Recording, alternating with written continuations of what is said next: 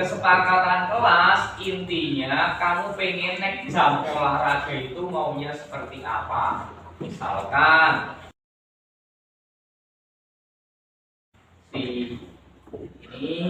siapa ini? Adit pengennya naik jam olahraga semuanya harus saling menghargai, tidak ada yang ecek-ecekan pas lagi bal-balan. Terus misalkan Nova pikine orang anak sing gelut, ya gelut tahu berantem, tidak ada yang berantem. Terus semuanya harus bawa minum, ya, atau semuanya harus pakai baju olahraga dan sebagainya. Kamu pengennya seperti apa biar naik pas jam olahraga itu nyaman. Nanti kamu tulis di kertas yang warna-warni ini, nanti Pak Guru bagi. Kamu nulis 1 atau 2 yang pengen kamu itu, yang pengen di kelas jam olahraga itu nyaman. Ya, Pak Guru bagi warna yang hijau. 1, 2, 3, 4, 5 di belakang. Nanti ditulis, ditempel. Kamu ambil 1 M. 1, 2, 3, 4, 5. 1, 2, 3, 4, 5. Kamu tulis apa yang kamu impikan di kelas. 1, 2, 3, 4, 5. Nanti setelah kamu tulis, ditempel di sini. Ini barisannya FD, sini barisannya Nova, sini barisannya si Adit, sini barisannya Nesia, sini barisannya Wanda, dan sini barisannya Cik. Ya. 1, 2, 3, 4, 5. Ke belakang. 1, 2, 3, 4, 5. Kamu tulis apa yang kamu inginkan di pas jam olahraga. Ya. Ben dari olahraga ini menyenangkan. Ya, kamu tulis. Terserah. Misalkan ada namanya, ya, lebih 1 nih. Ya.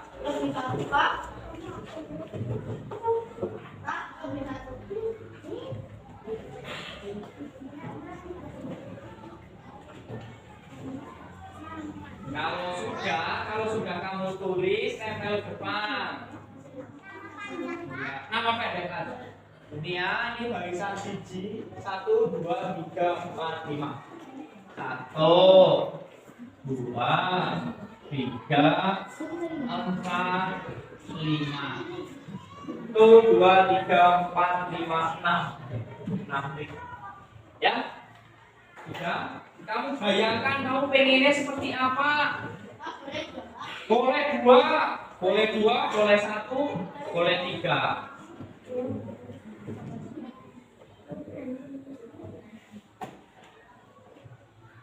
Kalau sudah nanti ditaruh di depan.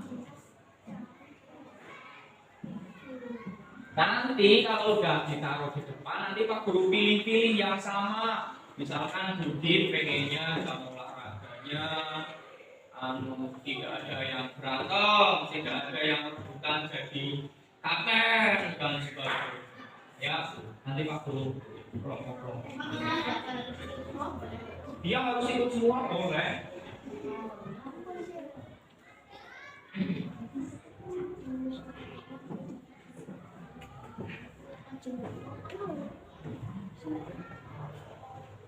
Pokoknya sing anu bikin kamu nyaman, tulis nanti taruh semua.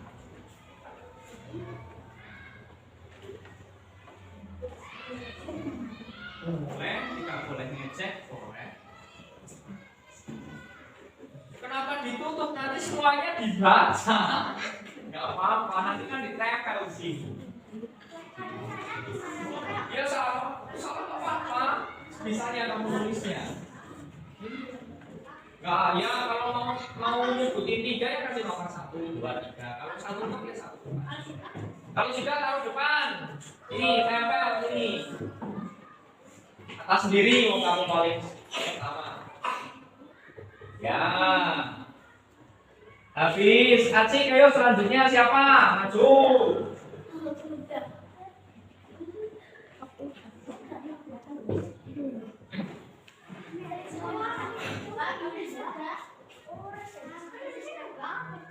Ya nggak apa-apa pakai pensil.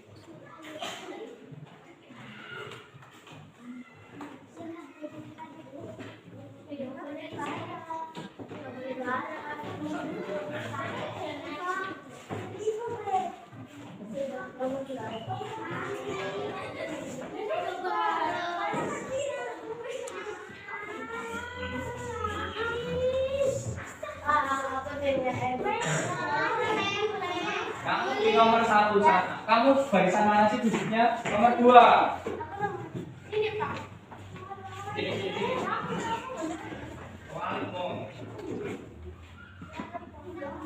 Diganti Pak, pakai ini Pak. Tulis lagi Pak.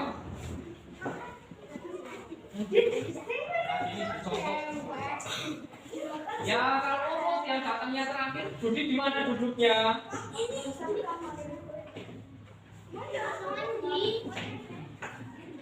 Ganti yang sekarang.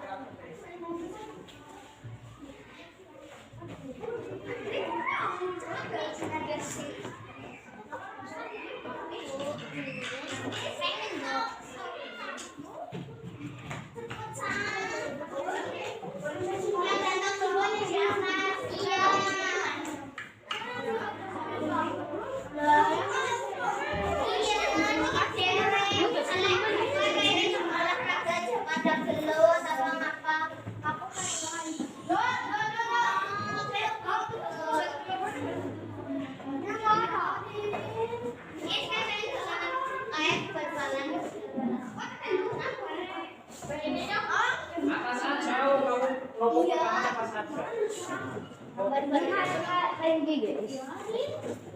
Bermain bola beracun, bermain sepak bola, kita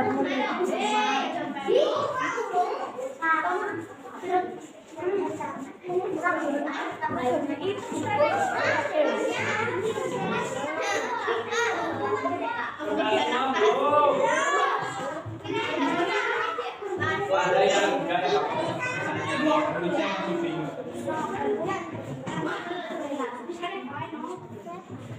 Nah, tuliskan ya kamu kembali. Saya kerasa kembali.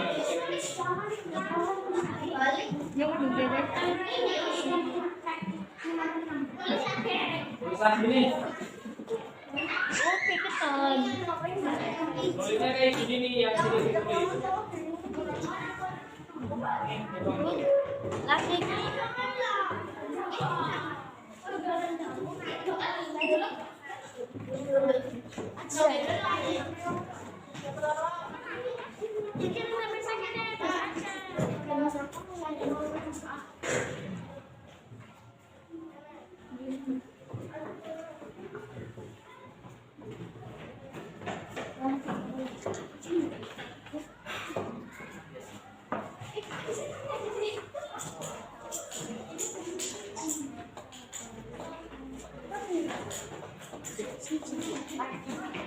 Sudah ya?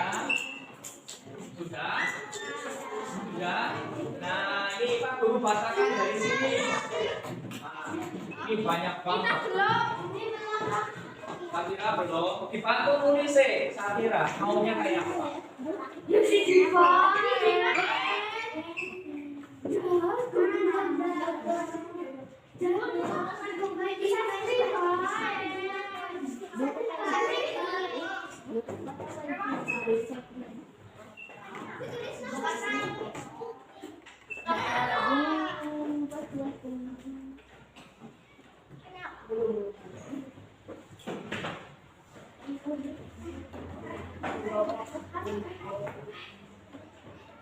ini kalau Pak Guru baca, hampir semuanya pengennya gak ada yang berantem dan gak ada yang ejek-ejekan. Setuju nggak? Setuju.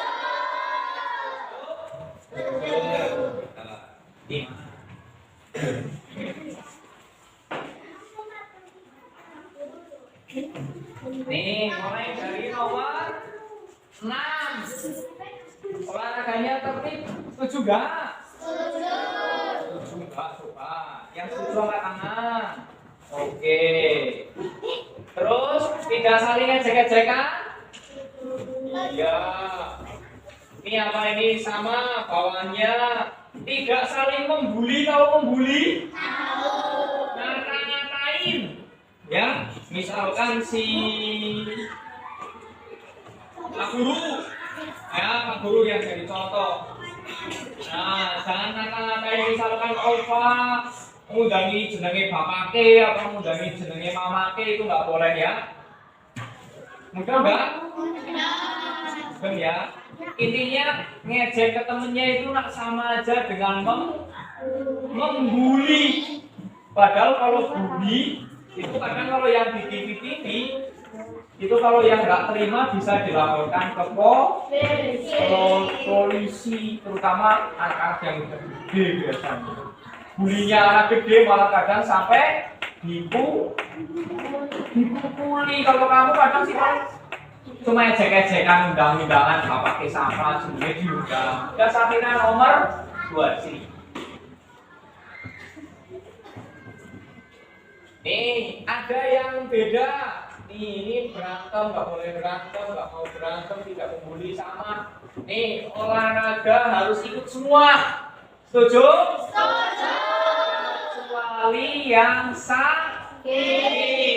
Surya ikut ya. Jadi semuanya harus ikut kecuali emang sakit. Nih, tidak ada yang berantem, bener. Tidak ada yang mengajak juga sama. Tidak boleh ada yang curang. Setuju nggak? Setuju. Ini jangan berkelahi sama, jangan mengejek, jangan bertengkar. Sini apa ini? Sama. Nih pengennya main sepak bola terus. Ini bermain racun. Oh, bola beracun. Ya. Rehat. Ya, nggak apa-apa. Kan anu pengennya. Nih, jangan ada yang nakal, olahraga harus ikut semua ya. Nanti Pak Guru kelompokkan, nanti Pak Guru tulis yang rapi pakai kertas nas turun, nanti tak tempel di situ. Ya, jadinya pas jam olahraga kamu ingat apa yang sudah disepakati.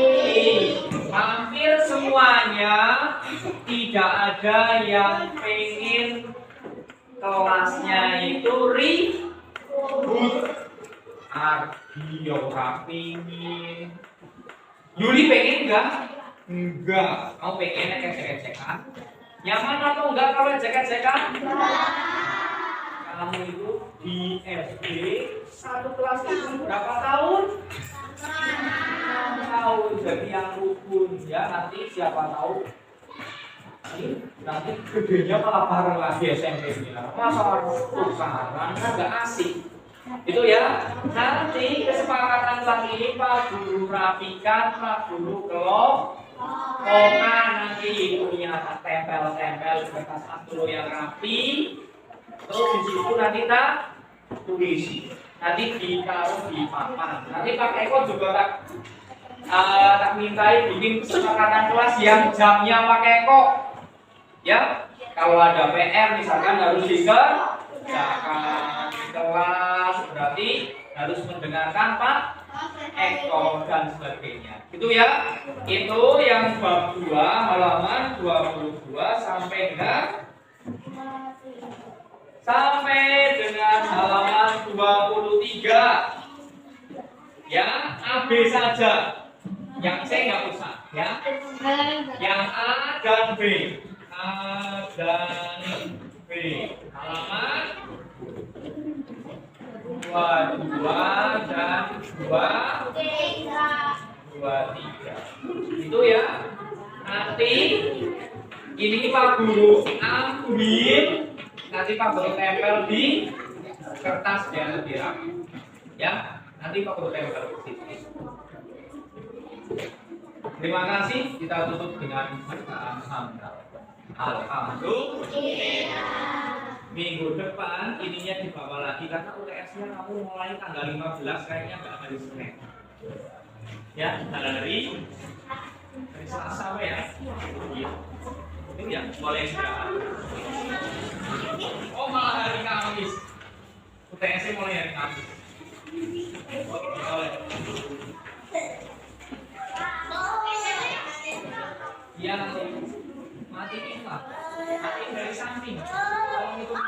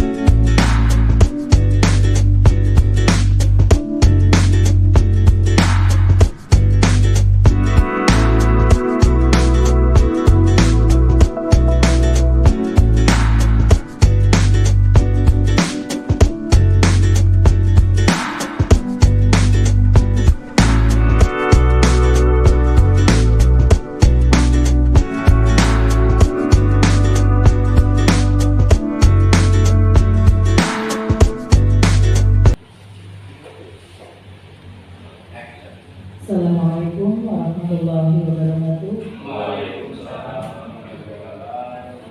Alhamdulillahirabbil alamin wa bihi nasta'inu ala umuri dunya waddin. Wassalatu wassalamu ala asrofil anbiya'i wal mursalin wa ala alihi wa sahbihi ajma'in. Yang terhormat Bapak Kepala Sekolah SD Negeri 3 Tangerang, yang saya hormati Bapak Ibu Guru SD Negeri 3 Tangerang. Pertama-tama marilah kita panjatkan puji syukur kehadirat Allah Subhanahu wa Ta'ala yang telah melimpahkan rahmat, hidayah serta inayahnya kepada kita semua sehingga kita masih diberi nikmat sehat. Pada hari ini kita dapat berkumpul dalam rangka diseminasi calon guru penggerak. Sebelum acara kita mulai, saya akan membacakan susunan acara. Yang pertama yaitu pembukaan, yang kedua sambutan dari Bapak Kepala Sekolah SD Negeri 3 Tangerang, yang ketiga penyampaian materi, yang keempat lain-lain, yang kelima penutup. Marilah sebelum kita mulai acara pada hari ini, kita buka dengan bacaan basmalah bersama-sama. Acara yang selanjutnya yaitu sambutan dari Bapak Kepala Sekolah. Waktu dan tempat dipersilakan. Assalamualaikum warahmatullahi wabarakatuh. Gunawan sebagai calon guru penggerak yang saya hormati, yang akan Dewan Guru di Tangerang yang saya hormati dan saya banggakan. Pertama-tama mengucapkan banyak bersyukur kepada Tuhan Yang Maha Esa pada siang hari ini kita masih diberi kesehatan, keselamatan sehingga bisa melaksanakan kegiatan rutin di surah Alhamdulillah bagi kita semuanya, karena di sini di Tangerang teman kita ada yang ikut terjaring dalam calon guru penggerak. Alhamdulillah hari ini juga sedikit sekali untuk penjaringannya. Alhamdulillah Pak Gunawan Maulana bisa mengikuti dan sampai sekarang masih melaksanakan kegiatan-kegiatan yang berhubungan dengan program. Pada siang hari ini saudara kita Pak Gunawan akan menyampaikan diseminasi masalah budaya positif yang nanti hal apa saja yang akan disampaikan supaya nanti kita semuanya juga tahu persis apa sih budaya positif yang ada di SD kita. Ya mungkin saja budaya positif itu meliputi ada beberapa hal yang nanti akan dijelaskan sepenuhnya kepada kita sehingga kita semuanya akan tahu persis apa sih budaya positif itu. Yang diantaranya yang mungkin budaya positif itu ya budaya yang taat kepada tata tertib sekolah dan sebagainya. Ya mungkin hal itu yang nanti akan dijelaskan oleh Pak Gunawan Maulana. Mudah-mudahan Pak Gunawan Maulana nanti akan bisa menyampaikan semuanya, dan apa yang disampaikan Pak Gunawan akan menjadi bekal kita, menambah ilmu kita untuk bisa kemajuan di Tangerang juga.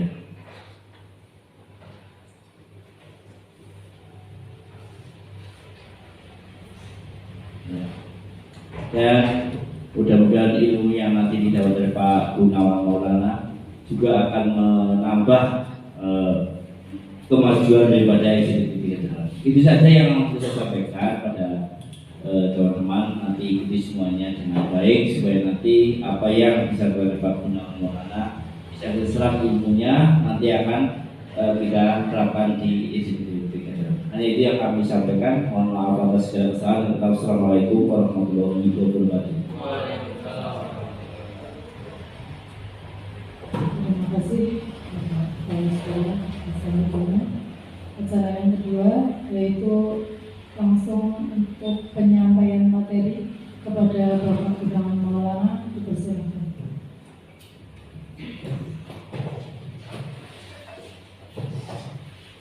Terima kasih atas waktunya. Sebelumnya, Assalamualaikum warahmatullahi wabarakatuh. Rabbi shrah li sadri wa yassir li amri wahlul 'uqdatam min lisani yafqahu qawli. Bapak Ibu yang saya hormati, puji syukur pada hari ini saya dapat mengimplementasikan tugas saya sebagai calon guru penggerak Angkatan 5 Kabupaten Banyumas, yaitu diseminasi budaya positif. Ini di slide saya. Sebelumnya saya mohon maaf kepada Bapak Ibu, saya di sini sebagai anak muda, tidak bermaksud untuk menggurui, tidak maksud untuk apapun lah. Intinya saya cuma untuk berbagi dan latihan berbagi, karena selama ini saya merasa apa yang saya punya hanya untuk saya sendiri, nggak pernah saya bagikan. Kebetulan saya ikut guru penggerak, jadi ada kewajiban untuk berbagi, dan ini adalah latihan saya untuk berbagi kepada Bapak Ibu. Di slide saya yang pertama adalah salam dan bahagia. Ya, semoga Bapak Ibu juga dalam keadaan sehat walafiat. Lanjut Bu Uti di slide kedua. Nah, ini adalah sesi berbagi calon guru penggerak budaya positif. Lanjut. Nah, capaian umumnya yang diharapkan setelah saya berbagi adalah yang pertama, memahami konsep pendidikan menurut Ki Hajar Dewantara yang dihubungkan dengan konsep budaya dan lingkungan positif di sekolah yang berpihak pada murid. Yang kedua, melakukan evaluasi dan refleksi tentang praktik disiplin dalam pendidikan Indonesia secara umum untuk mendapatkan pemahaman baru mengenai konsep disiplin positif untuk menciptakan murid dengan berprofil Pancasila. Di dalam pengajaran guru penggerak yang muaranya dalam profil Pancasila, ada 6 elemen profil Pancasila, yaitu gotong royong, pembinaan global, inovatif, terus dan apa saya lupa, mohon maaf. Ada 6 elemen yang nantinya muara dari seluruh pembelajaran adalah profil Pancasila. Yang selanjutnya, memahami peran guru untuk membangun budaya positif serta menerapkan konsep disiplin positif dalam berinteraksi dengan siswa. Capaian khususnya menerapkan strategi disiplin positif yang memerdekakan murid untuk menciptakan ekosistem sekolah aman dan berpihak pada murid.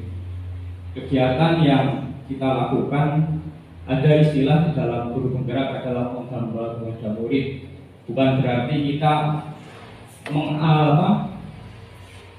menyekutukan Tuhan, bukan, tapi karena apa yang kita lakukan harus selalu untuk kemajuan murid. Jadi apa yang kita lakukan dalam pembelajaran itu harus mengakomodasi kepentingan murid itu sendiri. Yang selanjutnya adalah menyusun langkah-langkah dan strategi aksi nyata yang efektif dalam mewujudkan kolaborasi dengan seluruh pemangku kepentingan sekolah agar tercipta budaya positif yang dapat mengembangkan karakter murid. Yang terakhir, bersikap realistis dan kritis terhadap budaya di sekolah dan senantiasa mengembangkannya sesuai kebutuhan sosial dan murid. Lanjut Bu Uti. Nah, ini adalah ilustrasi bahwa semua murid itu mengharapkan kondisi yang ideal. Kadang di kelas kita menghadapi anak itu pada saat pembelajaran ada yang ngobrol sendiri. Bahkan kalau saya sebagai guru PJOK dalam pembelajaran misalkan sepak bola, ada yang memang anaknya aktif sekali dan ada yang anaknya pasif, bahkan ada yang tidak mau. Jadi semuanya sebenarnya pengen kalau belajar itu kondisinya nyaman. Lanjut Bu Uti. Nah, ini contoh ribut antar teman. Ini sering sekali terjadi. Jadi kita harus mengkondisikan murid supaya mereka paham bahwa hal ini itu tidak baik bagi mereka. Selanjutnya ini adalah menggunakan seragam yang tidak sesuai ketentuan. Ini dilakukan pada saat pelaksanaan senam pagi di hari Rabu. Ada beberapa anak yang tidak menggunakan seragam, padahal mereka seharusnya sudah tahu pada hari itu mereka harus menggunakan kaos olahraga yang sesuai dengan kegiatan senam. Terus Bu Uti, nah di sini ada pertanyaan pemantik yang nanti akan dijawab setelah kita membahas konsep-konsep yang ada di belakangnya. Yang pertama adalah hukuman dapat mendisiplinkan anak, iya atau tidak, nanti kita akan tahu. Yang kedua, pemberian hukuman dengan hal positif seperti membaca atau membersihkan halaman di sekolah dapat meningkatkan disiplin anak. Yang ketiga, memberi penghargaan dapat meningkatkan motivasi belajar anak. Nanti kita akan tahu setelah kita bahas yang selanjutnya. Monggo Putih. Ada 6 eksplorasi konsep yang akan kita bahas, yaitu budaya positif dan nilai kebajikan universal. Yang kedua, teori motivasi, dan sampai yang keenam adalah segitiga restitusi. Lanjut, kita mulai dari budaya positif. Budaya di sini berasal dari bahasa Sanskerta, yaitu budaya, yang artinya budi atau akal. Dalam bahasa Inggris itu kultur, yang artinya mengolah atau mengerjakan. Budaya di sini ya bisa dianggap itu kebiasaan suatu masyarakat atau suatu lingkungan tertentu yang terus menerus. Ini budaya secara umum, ya. Selanjutnya Bu Uti, ada budaya positif. Budaya positif di sini adalah budaya yang mempunyai pengaruh yang baik. Di sini nilai-nilai atau keyakinan-keyakinan dan kebiasaan sekolah yang berpihak pada murid. Contohnya adalah perilaku kritis, bertanggung jawab, dan penuh hormat. Itu yang kadang sekarang itu mulai pudar. Jadi harus kita tingkatkan budaya positif di sekolah. Nah, di sini ada perubahan paradigma budaya positif menurut Dr. William Glasser dalam teori kontrol, yaitu meluruskan beberapa miskonsepsi tentang kontrol. Yang pertama, ilusi bahwa guru itu mengontrol murid, padahal sebenarnya kita mungkin bisa mengontrol murid pada saat itu, tapi setelah murid jauh dengan kita, terkadang kontrol itu akan hilang dengan sendirinya. Yang kedua, ilusi bahwa semua penguatan positif dan efektif bermanfaat. Yang keempat, bahwa kritik dan membuat orang merasa bersalah dapat menguatkan karakter. Yang keempat, ilusi bahwa orang dewasa memiliki hak untuk memaksa.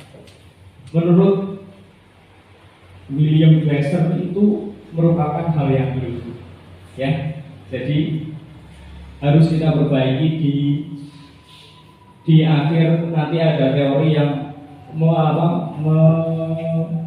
meluruskan hal tersebut. Yang kedua, yang pertama yang kita bahas adalah ilusi bahwa guru dapat mengontrol murid. Di sini pada dasarnya guru tidak bisa memaksa murid. Jika murid memilih untuk melakukannya itu karena mereka mau sebenarnya. Mungkin saya juga merasakan hal itu. Jadi misalkan saya disuruh A, saya mau melakukan A itu karena saya mau menerimanya. Tapi di saat saya menolak, kadang keluar untuk berani menolak. Dan itu itu berarti kita tidak bisa mengontrol murid. Selanjutnya berarti ilusi bahwa semua penguatan positif efektif dan bermanfaat. Penguatan positif atau bujukan merupakan bentuk kontrol. Usaha mempengaruhi murid agar mengulangi suatu perilaku tertentu adalah suatu bentuk kontrol. Ya, dalam jangka waktu tertentu mungkin murid akan menyadari atau bahkan menolak bujukan kita. Tergantung pada saat guru itu berusaha. Yang selanjutnya kritik dan rasa bersalah menguatkan murid. Di sini biasanya malah memperburuk, ya. Mereka mengembangkan dirinya yang negatif karena mereka merasa bersalah. Untuk itu mengidentifikasi bahwa mereka melakukan perilaku ini. Seringkali guru menggunakan kata-kata yang halus dan pesan yang negatif. Intinya menyindir. Ini adalah kritik atau rasa bersalah itu tidak menguatkan karakter. Lanjut dulu.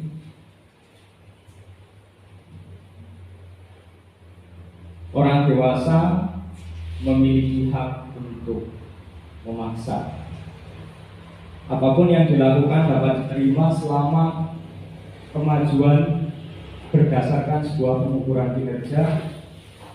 Pada saat itu juga orang dewasa menyadari bahwa memaksa itu tidak efektif. Memaksa itu di awal oke kadang, tapi di akhir itu mereka ada rasa marah di situ. Bahkan kadang ada yang merasa dendam, ada hubungan permusuhan yang akan terbentuk. Lanjut dulu. Nah, ini stimulus respon lawan teori kontrol dengan pandangan dunia. Stimulus yang keliru adalah yang pertama, sebagai contoh, nomor satu, kebutuhan kita sama, padahal setiap individu mempunyai kebutuhan yang berbeda. Mungkin saya dengan Bu Uti dan sebagainya itu mempunyai kebutuhan yang berbeda. Kebutuhan cara belajar mungkin juga berbeda. Cara belajar saya dengan cara belajar Bu Gita pasti berbeda. Ya. Yang kedua, semua orang melihat yang sama, padahal setiap orang mempunyai gambaran yang berbeda.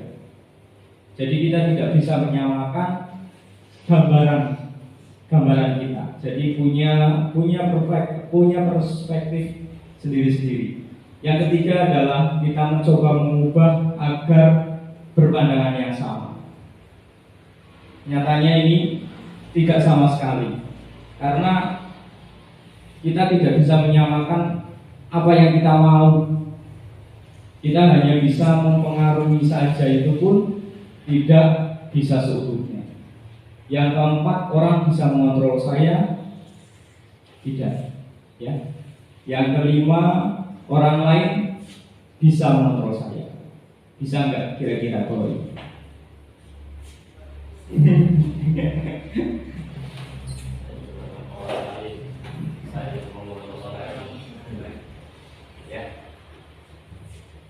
Dan yang di nomor 4 tentang teori kontrol tentang dunia adalah semua perilaku itu memiliki tujuan. Lanjut Budi. Di sini kita lanjut tentang disiplin dan 3 motivasinya. Ya, disiplin itu berasal dari bahasa Latin yang artinya belajar. Makna asal dari kata berkonotasi dengan disiplin diri dari murid-murid Sokrates dan Plato. Ya. Disiplin ini membuat orang menggali potensinya menuju sebuah tujuan apa yang dia hargai. Namun dalam budaya kita, makna disiplin telah berubah menjadi sesuatu yang dilakukan pada orang lain untuk mendapatkan keadilan. Di sini disiplin cenderung berarti kita itu patuh pada aturan-aturan tertentu, bukan dengan apa yang kita hargai atau pencapaian suatu tujuan yang mulia. Jadi cenderung kita hanya taat pada aturan A, aturan B, dan seterusnya. Selanjutnya adalah 3 motivasi kenapa kok kita disiplin. Yang pertama dan yang paling saya lakukan, motivasinya itu yang nomor 1. Ini saya jujur pada diri saya sendiri bahwa disiplin itu untuk menghindari ketidaknyamanan atau hukuman. Saya disiplin itu paling awal di situ. Ya, saya belum sadar sampai ke yang nomor 3. Yang kedua, disiplin untuk mendapatkan imbalan atau penghargaan dari orang lain. Dan yang terakhir ini yang paling bagus, disiplin untuk menjadi orang yang mereka inginkan dan menghargai diri sendiri dengan nilai-nilai yang dipercaya. Jadi itu disiplin datangnya itu dari diri sendiri, bukan dari karena aturan-aturan itu. Ya, karena misalkan kita disiplin untuk yang sederhana, disiplin untuk mandi di pagi hari dan sore hari, berarti kita disiplin untuk menjaga kebersihan, gosok gigi sebelum tidur, itu adalah contoh disiplin. Berarti kita menghargai diri kita sendiri. Kalau kita nggak gosok gigi sebelum tidur, kondisi mulut kita pada saat bangun sangat tidak nyaman. Itu saya rasakan. Jadi disiplin itu sebenarnya bukan hanya tentang peraturan, tapi untuk tujuan yang lebih baik. Lanjut Putih. Di sini ada teori kontrol yang dibuatkan Bagan dari William Glasser. Tadi disebutkan bahwa kita tidak bisa mengontrol orang lain, hanya Anda yang bisa mengontrol diri sendiri.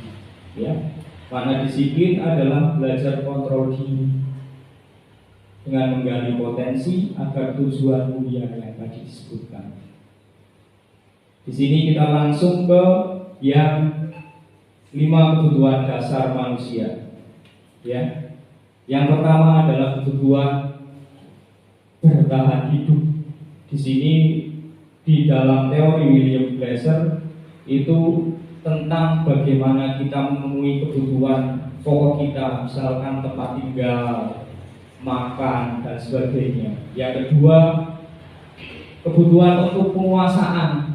Penguasaan di sini bukan kita menguasai orang lain, bukan, tapi penguasaan bahwa kita itu mampu melakukan hal-hal tertentu, misalkan penguasaan untuk melakukan hal dalam kaitannya menggunakan komputer, penguasaan dalam kita bermasyarakat dan sebagainya. Yang ketiga adalah kasih dan sayang dan rasa diterima. Semua orang pasti merasakan pengen dicintai dan menyintai, karena setiap orang manusia itu adalah makhluk sosial, jadi tidak terpisahkan antara satu dengan yang lainnya. Kita hidup di sebuah lingkungan, jadi kita tidak mungkin bisa berdiri sendiri. Yang keempat adalah kesenangan. Kesenangan ini terkait dengan hobi. Misalkan Pak Eko suka memancing, Pak Mansur suka pelihara burung dan sebagainya, itu adalah hobi. Kita butuh kesenangan itu, bahwa kesenangan itu harus kita peroleh sebagai dasar kebutuhan manusia. Yang terakhir adalah kebebasan. Kira-kira kita butuh bebas gak, Bu? Butuh ya. Saya juga kadang butuh bebas. Tadi ingat itu bosnya hilang, saya langsung keringat keluar semua, Bu. Nah itu kita kadang bebas, pengen semuanya, intinya pengen rehat dari segala kegiatan. Setelah 5 kebutuhan dasar manusia, di sini ada 5 posisi kontrol. Di sini yang pertama adalah posisi penghukum, posisi pembuat rasa bersalah, ada posisi teman, dan ada posisi manajer. Posisi penghukum ada bayangan tidak tadi, biar tidak ngantuk. Jadi kita sebagai guru itu dalam mendidik siswa, kita cenderung menghukum mereka. Jadi contoh hukuman berarti misalkan si Tony telat dalam masuk ke kelas, jadi kita langsung hukum dia dengan membersihkan WC. Itu contoh hukuman. Di sini ada pembuat rasa bersalah. Tadi sudah dibahas di depan, pembuat rasa bersalah itu kata-katanya halus, tapi menyakitkan. Iya, intinya disindir. Yang ketiga adalah teman. Teman berarti kalau posisi teman itu ada baiknya, ada buruknya. Pada saat Jadi pada saat tertentu kadang siswa itu cenderung tidak menghargai guru karena kita terlalu dekat dengan mereka. Tapi ya jangan terlalu dekat, malah mereka cenderung jadi kadang ada istilahnya ngeyel dan sebagainya karena kita terlalu dekat. Yang kedua adalah pemantau itu cenderung hanya memberi tugas dan sebagainya. Yang terakhir posisi manajer. Di sini dari 5 posisi kontrol yang diharapkan adalah kita sebagai manajer, kita harus mengetahui apa yang harus kita lakukan. Terus yang terakhir adalah segitiga restitusi. Nanti kita bahas di belakang. Segitiga restitusi itu adalah proses menciptakan kondisi siswa dari yang dulunya berbuat salah menjadi kembali ke lingkungannya dengan karakter yang lebih kuat. Itu adalah segitiga restitusi. Ada 3 tahapan. Yang pertama adalah menstabilkan identitas. Yang kedua validasi kebutuhan. Yang ketiga itu apa, Budi? Menanyakan keyakinan. Ya, lanjut, Budi. Nah, ini adalah contoh-contoh tindakan guru, ya, hukuman atau konsekuensi. Ya, misalkan yang pertama itu mencatat 100 kali di dalam buku atau kalimat, saya tidak akan terlambat lagi karena terlambat sekolah. Ini adalah contoh hukuman.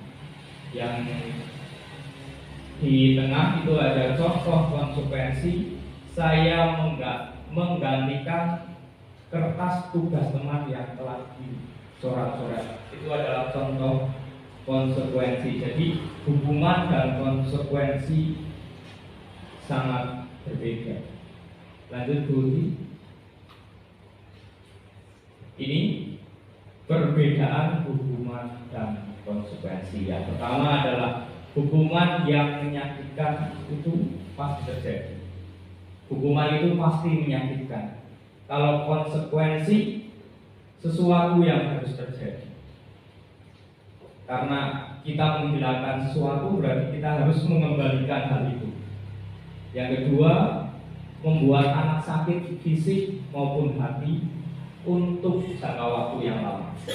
Yang kedua, konsekuensi itu membuat anak tidak nyaman dalam jangka waktu pendek. Konsekuensinya adalah berarti membersihkan WC. Itu adalah contoh. Oh, itu contoh hubungan, maaf. Yang ketiga, anak membenci kedisiplinan. Terus anak menghargai disiplin. Itu adalah konsekuensi. Konsep diri yang buruk, konsep diri yang baik, dan sebagainya. Itu adalah contoh perbedaan hubungan dan konsekuensi. Monggo lanjut Bu. Nah, ini ada identitas yang gagal dan ada identitas yang sukses. Terlihat nggak Bapak Ibu? Bu Eni? Bu Eni bun kacamatanya pakai.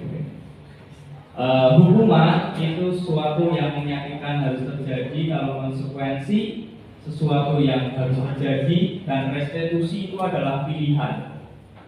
Ya, di sini hukuman dan konsekuensi memiliki pengaruh yang buruk.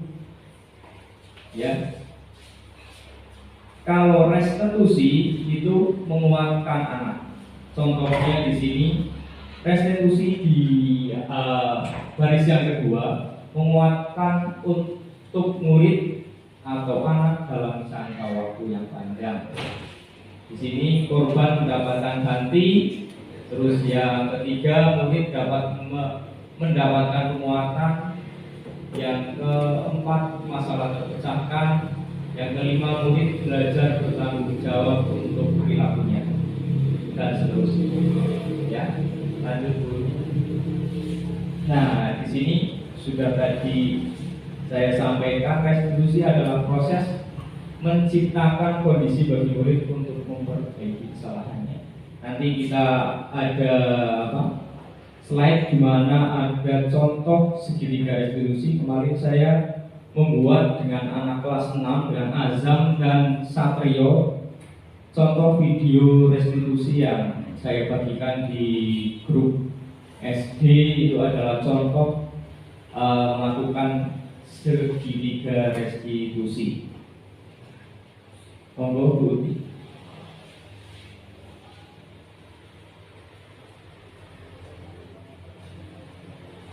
Ini ada 9 ciri restitusi. Yang pertama, bukan untuk menebus kesalahan, namun untuk belajar dari kesalahan. Yang kedua, memperbaiki hubungan. Yang ketiga, tawaran, bukan paksaan. Yang keempat, restitusi menuntut untuk melihat ke dalam diri. Yang kelima, restitusi mencari kebutuhan yang mendasari tindakan. Yang keenam, restitusi adalah cara yang paling baik. Yang ketujuh, fokus pada karakter bukan tindakan. Yang kedelapan, fokus pada solusi. Yang kesembilan, mengembalikan murid yang berbuat salah pada kelompok. Contohnya misalkan dalam segitiga restitusi itu di akhir tindakan mereka itu diberi pilihan untuk menyelesaikan masalahnya. Misalkan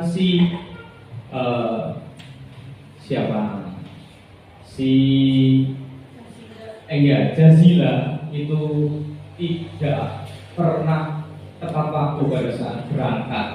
Nah, sebagai seorang guru, kita sebagai kontrolnya di depan itu sebagai manajer, kita melakukan segitiga restitusi. Jadi yang ditawarkan guru itu adalah Jazila, apakah kamu punya cara supaya kamu tidak terlambat ke sekolah? Kayak gitu. Jadi siswa itu diberikan pilihan, bukan kita yang mengatur, mereka yang menciptakan sendiri, mereka yang memecahkan masalahnya sendiri. Nah, ini 5 posisi kontrol. Ya, yang pertama adalah kontrol penghukum, pembuat orang merasa bersalah, teman, pemantau atau manajer. Yang pertama, guru berbuat itu di kontrol penghukum, itu contohnya menghardik, menunjuk-nunjuk, menyaksi atau menyindir. Ya, kalau pembuat orang merasa bersalah adalah berceramah, ngomong terus, ibu kecewa, bapak kecewa dan sebagainya. Sebagai teman, membuat alasan-alasan untuk muridnya. Sebagai pemantau, menghitung dan mengukur. Dan yang terakhir, mengajukan pertanyaan, ya, seperti saya sampaikan tadi. Yang kedua, guru berkata, kalau kamu tidak melakukannya, awas ya, rasakan. Di situ ada ancaman. Kalau membuat orang merasa bersalah, kamu seharusnya tahu. Ibu capek, bapak capek, ibu stres dan sebagainya. Yang selanjutnya, posisi kontrol selanjutnya adalah ayolah, lakukan demi ibu, lakukan demi bapak. Masa kamu tidak mau ingat, ibu pernah ingat tidak, ibu pernah bantu. Yang pemantau apa peraturannya? Kalau yang manajer itu menanyakan apa yang kita yakini, apa yang bisa kau kerjakan untuk memperbaiki masalah ini. Jadi di posisi manajer cenderung yang saya sampaikan tadi, murid itu berusaha mencari pemecahannya sendiri. Itu yang kadang saya juga sulit. Mesti saya biasanya rata-rata ya penghukum, buat rasa bersalah, teman, pemantau itu jarang, apalagi manajer. Hasilnya itu kalau dikontrol penghukum, memberontak, ya, berbohong. Kalau membuat orang merasa bersalah itu menyembunyikan, menyangkal dan berbohong. Kalau teman biasanya cenderung ke ketergantungan, ada rasa timbul kurang hormat biasanya. Pemantau itu menyesuaikan diri bila diawasi. Kalau diawasi dok, mereka menyesuaikan diri. Kalau tidak, tidak. Kalau yang posisi kontrol manajer itu menguatkan pribadi. Bapak Ibu yang saya hormati, yang lanjut untuk kaitannya dengan dunia yang berkualitas. Murid itu meletakkan guru di luar dunia berkualitas. Dari posisi 1-2 itu sama. Kalau posisi teman, murid meletakkan guru sebagai orang yang sangat penting di dunia berkualitas. Jadi mereka butuh banget guru.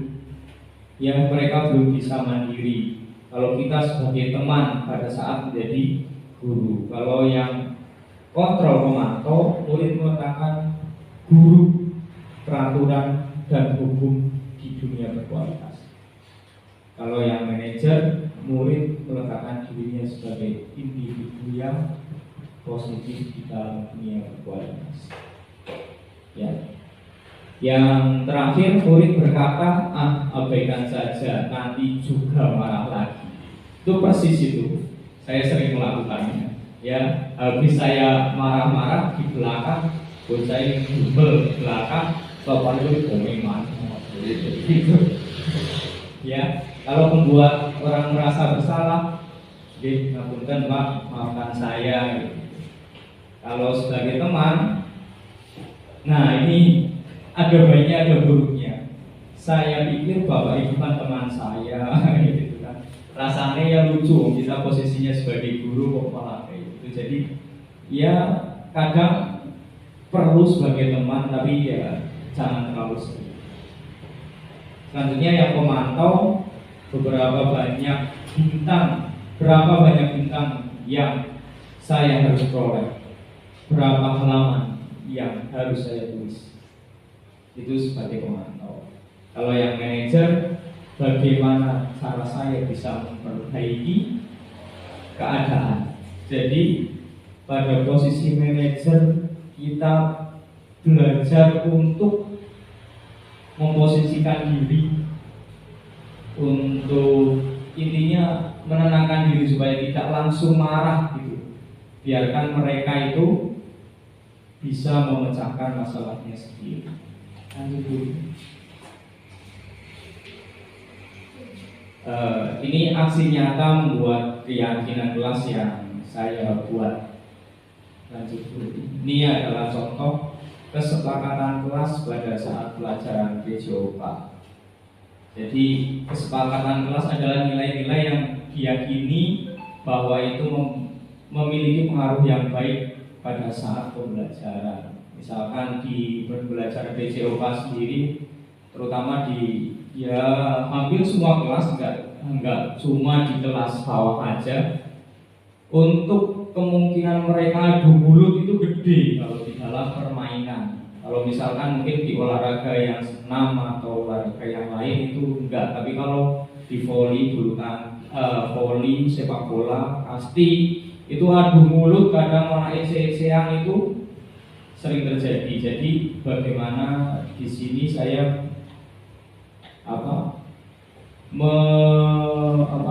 memunculkan apa yang mereka mau pada saat jam olahraga. Jadi anak-anak inginnya macam-macam. Ada yang ingin jam olahraga harus ikut semua. Rata-rata itu tidak mau kalau jam olahraga itu berantem. Dari kelas 1 yang saya praktekkan baru kelas 3, 4, 5. Jadi di situ itu rata-rata mereka tidak mau kalau di kelas itu ada berantemnya. Gitu Pak, maksud mungkin berbeda kalau dengan pelajaran di kelas ya Pak, mungkin hanya sekedar jalan-jalan ece-ecean. Nah, kalau di jam olahraga itu ada tindakan yang nyata pada saat jam olahraga. Misalkan rasa nggak terima habis kedorong, balik gantian dorong dan sebagainya. Contoh lanjut Budi. Ini adalah contoh video pembuatan keyakinan kelas. Di play aja dulu. Ini kan bawahnya.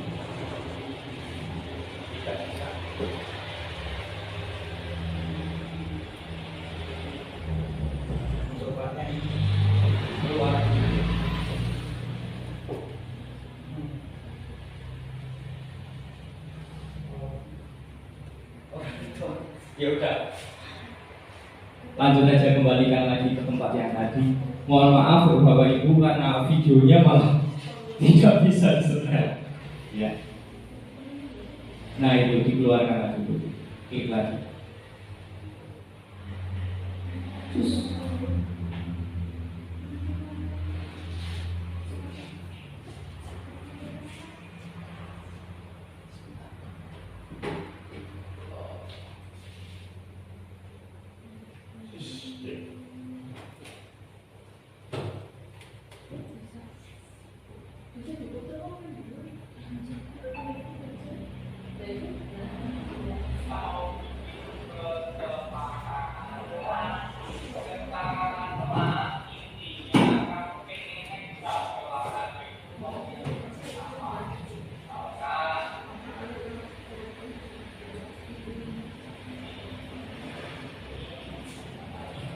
Mohon maaf suaranya nggak begitu jelas.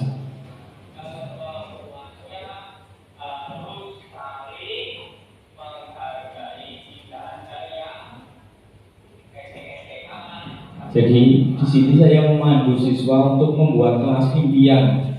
Jadi pengennya seperti apa, kita buat kesepakatan bersama. Kesepakatan kelas ini biasanya paling banyak 6 butir. Ya. Jadi mereka kelihatan sangat antusias. Ya. Mereka kadang satu anak itu punya banyak keinginan. Kadang mereka bisa menuliskan sampai 4 bahkan 5 keinginan kelas yang mereka impikan. Jadi mereka dikasih kertas yang berwarna-warni, terus mereka tuliskan di kertas tersebut, nanti ditaruh di papan, nanti dikelompokkan sesuai dengan apa yang mereka inginkan gitu.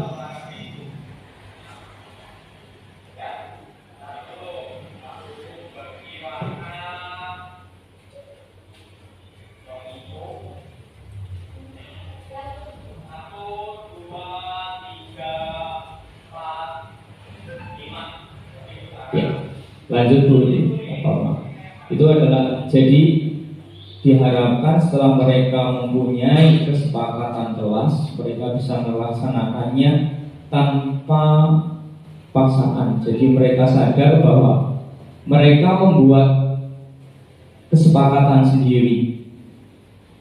Jadi bukan kita yang membuat, mereka yang merancang kelas mereka sendiri. Gitu. Ini adalah contoh aksi nyata segitiga restitusi. Nah, di sini saya melakukan segitiga restitusi kepada Fajri dan Radit, ya. Jadi di sini awalnya adalah melakukan validitas. Ya, validitas itu berarti mengecek kebenaran hal tersebut terjadi, benar-benar terjadi atau tidak. Lanjutnya Bu Uti. Nah, di sini ada segitiga restitusi. Yang pertama adalah validasi, yang kedua menanyakan keyakinan. Yang pertama validasi, yang kedua menstabilkan identitas, yang terakhir itu menanyakan keyakinan. Lanjut. Di sini adalah contoh menstabilkan identitas. Berbuat salah itu hal yang manusiawi. Tidak ada manusia yang sempurna. Bapak Ibu juga buat salah. Kita pasti bisa menyelesaikan masalah ini. Bapak Ibu tidak tertarik atau mencari tahu siapa yang benar dan siapa yang salah, tapi tertarik untuk menyelesaikan masalah. Kalau kamu menyalahkan dirimu sendiri terus-menerus, apakah kamu bersikap baik pada dirimu sendiri? Ini adalah belajar untuk menghargai diri sendiri. Lanjut Bu Uti. Ini contoh menstabilkan identitas. Yang kedua adalah validasi kebutuhan. Kebutuhan yang ingin dipenuhi ketika melakukan kesalahan. Guru berkata, kamu bisa saja melakukan hal yang lebih buruk, tapi kamu tidak melakukan. Yang kedua, kamu pasti punya alasan mengapa melakukannya. Yang ketiga, apa yang penting bagi kamu. Dan yang keempat, kamu boleh tetap berusaha menjaga sikap itu, tapi tambahkan sikap yang lain, yang baru. Selanjutnya, maukah kamu belajar cara lain untuk mendapat yang kamu butuhkan tanpa harus memukul. Dan yang terakhir, apakah kamu bisa melakukannya dengan lebih baik besok lagi. Yang terakhir itu menanyakan keyakinan. Menanyakan keyakinan di sini berarti misalkan tadi kalau di si Jazila tadi yang suka tolak bahwa keyakinan sekolah kita itu kita harus datang sebelum pembelajaran dimulai. Itu adalah contoh keyakinan kelas. Jadi keyakinan kelas itu dibuat supaya mereka itu disiplin yang positif di sini. Yang kedua, nilai-nilai universal apa yang telah kita sepakati. Nilai universal itu contohnya ya tanggung jawab, saling menghormati, saling menghargai, respect lah intinya satu sama lain. Yang kedua, kelas yang ideal itu seperti apa? Kamu ingin jadi anak yang seperti apa? Apa yang kamu rasakan ketika apa yang kamu rasakan ketika kamu melakukan itu? Kamu menjadi orang yang seperti apa? Lanjut Kuti. Nah, setelah melakukan segitiga restitusi, di situ akhirnya siswa bisa kembali ke lingkungannya dengan karakter yang lebih kuat. Tanggapan siswa di sini, siswa menyadari kesalahan yang saya lakukan. Saya tidak akan melaksanakan nilai-nilai yang saya tidak melaksanakan nilai-nilai yang saya yakini, maka saya harus memperbaiki. Yang kedua, restitusi menghilangkan rasa takut. Saya takut kalau dihukum. Kalau direstitusi, mereka tidak dihukum, tapi mereka diharapkan untuk memecahkan masalahnya sendiri. Yang ketiga, restitusi membuat saya bertanggung jawab atas apa yang saya lakukan. Yang terakhir, restitusi membuat saya nyaman di sekolah. Karena di sini restitusi itu adalah pilihan. Kita tidak menyakiti siswa, kita tidak menghukum siswa, kita tidak memberi konsekuensi atas apa yang mereka lakukan, tapi kita fokus kepada perubahan diri supaya mereka tumbuh menjadi siswa-siswa yang baik. Lanjut Kuti. Terima kasih. Sebelum ditutup, monggo Bapak Ibu apabila ada yang mau ditanyakan, silakan. Bu Tati atau Bu Mega, Bu Uti,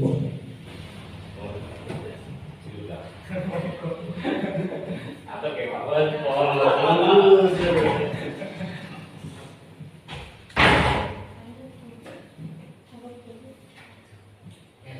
Oke, monggo.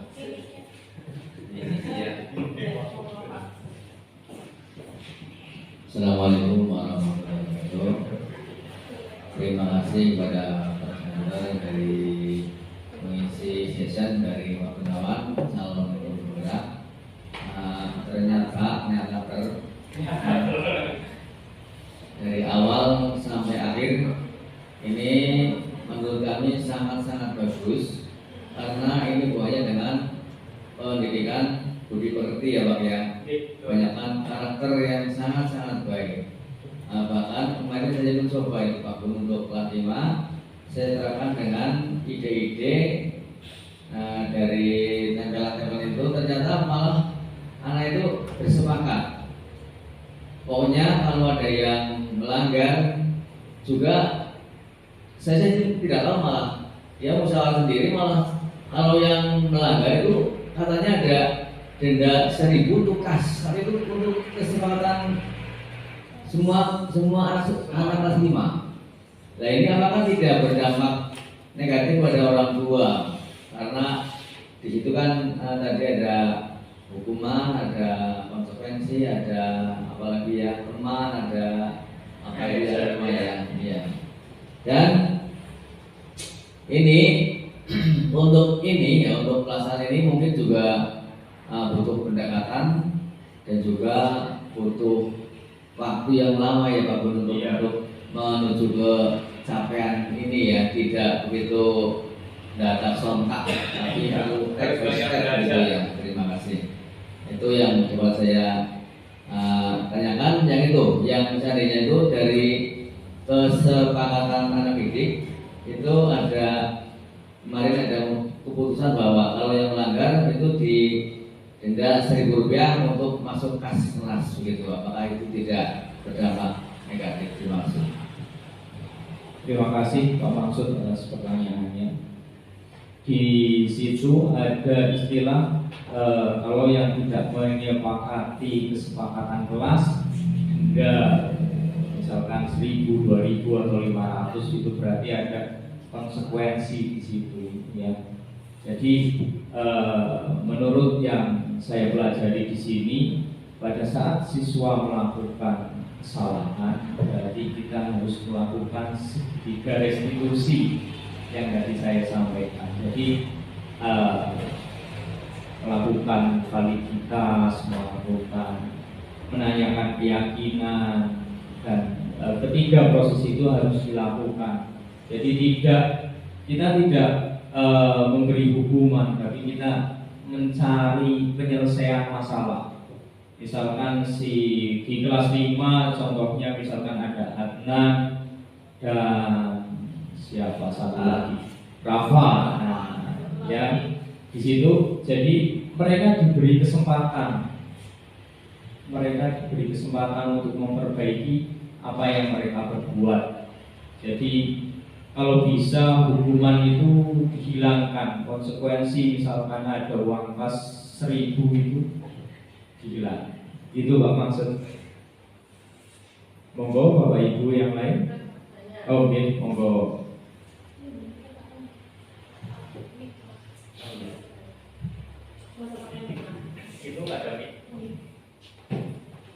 Assalamualaikum warahmatullahi wabarakatuh.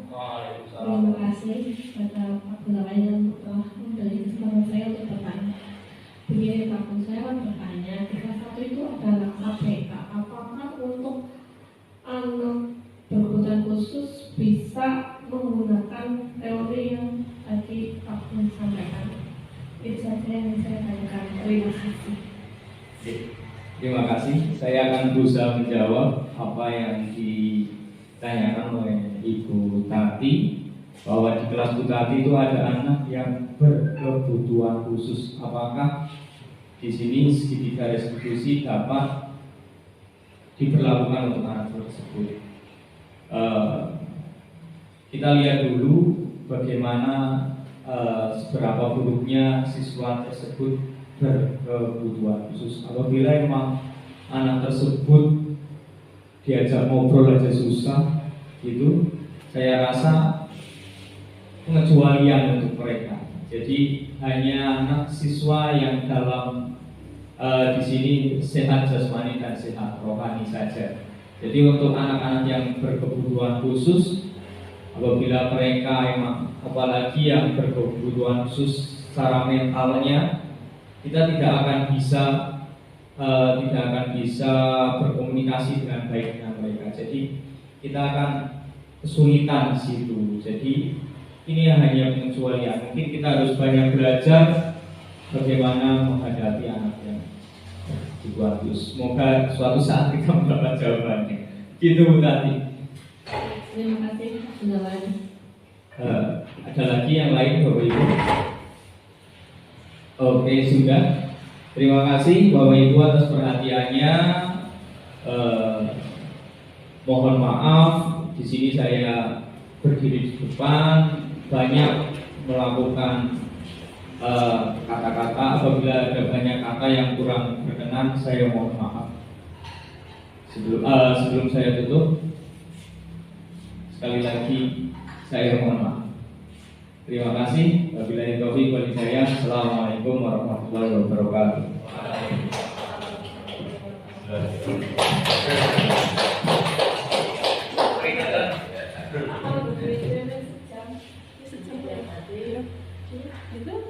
Demikian tadi penyampaian materi dari Bapak Gunawan, calon guru penggerak.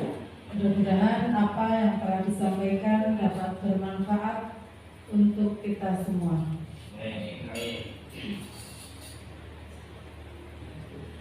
Acara selanjutnya yaitu lain-lain. Tadi lain-lainnya itu sudah dilanjutkan untuk sesi tanya jawab. Sekarang kita masuk ke acara yang terakhir yaitu penutup. Apabila saya dalam menyampaikan membawakan acara kurang berkenan, saya mohon maaf. Bila saya Assalamualaikum warahmatullahi wabarakatuh. Waalaikumsalam. Terus